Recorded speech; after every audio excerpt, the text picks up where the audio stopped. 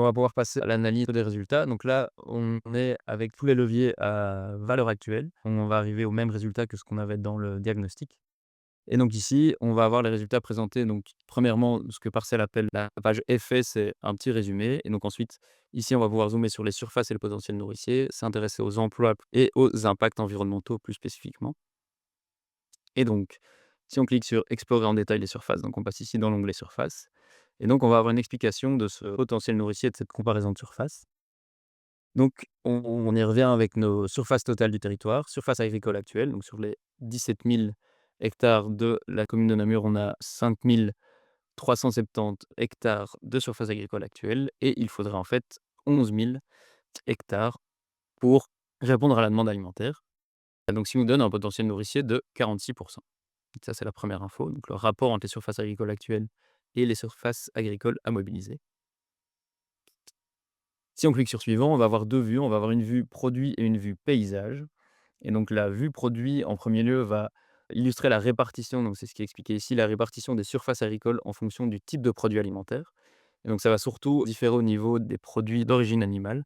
Donc ici, les hectares destinés au fourrage et aux céréales pour l'alimentation animale vont se retrouver dans viande et œufs et produits laitiers, alors que dans la vue paysage, ça va être séparé. Donc on va avoir céréales qui va reprendre les céréales pour l'alimentation animale et alimentation humaine, et les cultures fourragères et les prairies. Donc ça va être c'est les mêmes résultats, mais avec une vue différente.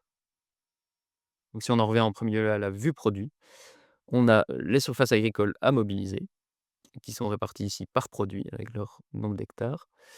On a en vis-à-vis la surface actuelle du territoire, donc on a des infos sur les répartitions par produit des surfaces actuelles du territoire. Notre potentiel nourricier de 46%, qui est réparti ici par produit, donc c'est les mêmes chiffres qu'on avait dans le diagnostic vu qu'on est avec des valeurs actuelles.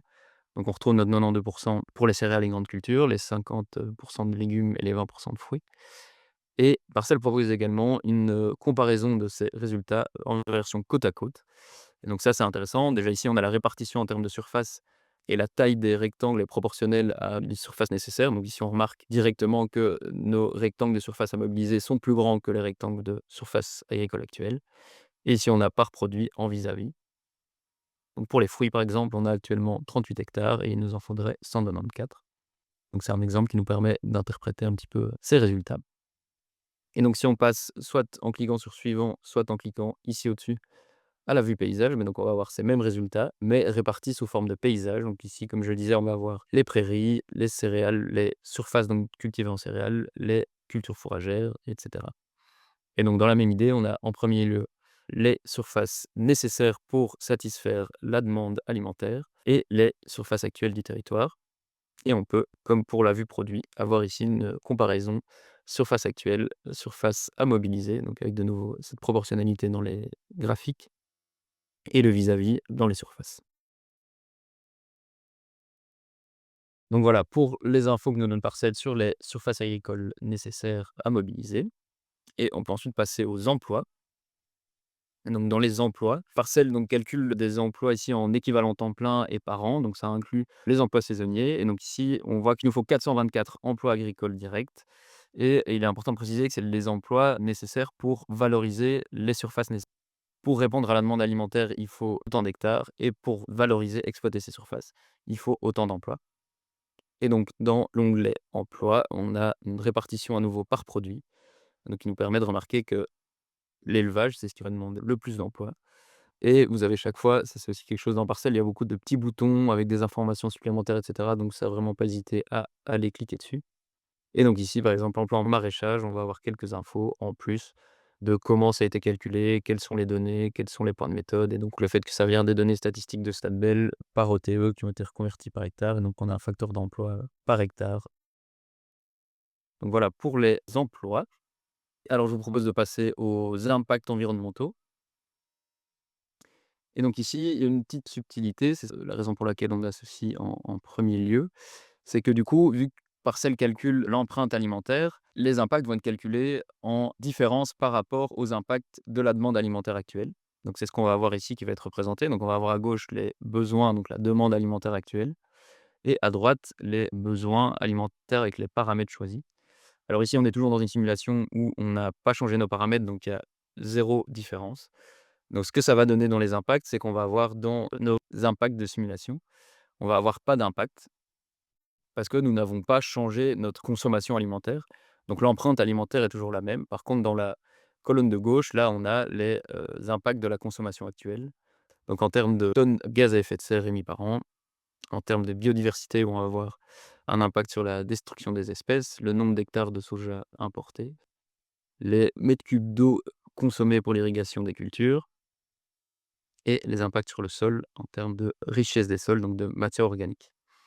Du coup, pour voir ces impacts, ce que je vous propose de faire, c'est de recommencer une simulation. On peut également changer les paramètres ici à droite. Donc ça, je vais y revenir juste après. Et donc de refaire une simulation en mettant d'autres paramètres. Donc on va repartir à zéro, en reprenant Namur comme exemple. On passe à la simulation. On reste sur toute la population. Et par contre, on va être un petit peu plus ambitieux sur le bio. On va passer à 20 de bio. Et on va diminuer d'un quart les produits d'origine animale. Et on va un petit peu diminuer le gaspillage. Et donc voilà. Déjà ici, on remarque qu'on a dans les premiers résultats un léger effet sur le potentiel nourricier, donc qui passe de 46 à 49. Donc ça veut dire que nos paramètres ont permis de diminuer un petit peu le besoin en surface et on a des impacts écologiques positifs. Donc ici, si on passe dans les impacts, on voit qu'on a changé notre consommation. Donc ici, on a une différence de besoins alimentaires, donc avec moins de viande, moins de produits laitiers. Et donc en termes d'impact, ici on a une différence. Donc on a toujours à gauche l'empreinte alimentaire actuelle des Namurois et avec ici la différence qu'on a grâce à nos leviers de durabilité sur notre consommation alimentaire.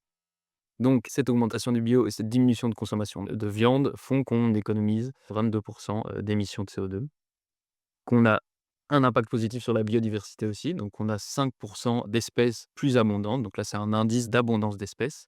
La diminution de viande se fait sentir aussi au niveau du soja importé pour l'élevage. Et on a une réduction également de la consommation d'eau, et un impact positif sur les sols. Alors donc là, on a mis 3 leviers ensemble. Donc on a augmenté la part en bio, on a diminué notre consommation de viande et on a diminué les pertes et gaspillages. Ces leviers, on peut les retrouver dans l'onglet ici à droite «Changer mes paramètres». On va pouvoir modifier nos paramètres et aussi aller un petit peu plus loin. Par exemple, dans le bio, on a une part en bio par type de produit. Et ce qui est intéressant aussi, c'est de pouvoir voir quel est l'impact de chaque levier sur chaque indicateur. Et donc ça déjà, d'une part, de nouveau dans l'onglet explications, on a, une petite explication des impacts de chaque levier sur l'indicateur. Ça permet vraiment d'avoir l'explication sur l'impact des différents leviers. Et pour le voir, eh bien, il suffit, et ça c'est ce qui est chouette dans Parcelle aussi, c'est qu'on peut faire varier les curseurs et avoir les résultats qui se mettent en direct. Par exemple, au niveau du gaspillage, bah, si je veux être encore, plus ambitieux, donc le mettre à 5 on va voir qu'ici, beh, je passe de -22 d'émissions à -30. Même si je le mets à 0, bah, voilà, on passe, à -34, donc on peut facilement voir l'impact de ce levier. Idem sur le levier bio et on a possibilité de tout passer en bio. On va avoir un impact assez significatif sur la biodiversité et le sol. Et idem si on joue un petit peu avec le curseur des régimes. Donc on va voir sur les régimes, donc là je remets tous mes curseurs à 0 et donc le régime, diminution de moitié, donc là on va avoir un impact significatif sur les émissions de gaz à effet de serre, sur le soja, sur la consommation d'eau.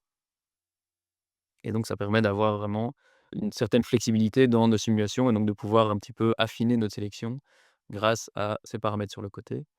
Et on a aussi ici une, possibilité d'ajouter 10 de surface en faveur à la biodiversité et donc ça va avoir un impact au niveau des surfaces et ça va se retrouver ici, voilà. Si on les ajoute, on a 10 de surface consacrée à la biodiversité et qu'on peut si on les supprime, on voit que ça disparaît, donc ça se met à jour en direct. Donc voici un petit résumé des différents impacts.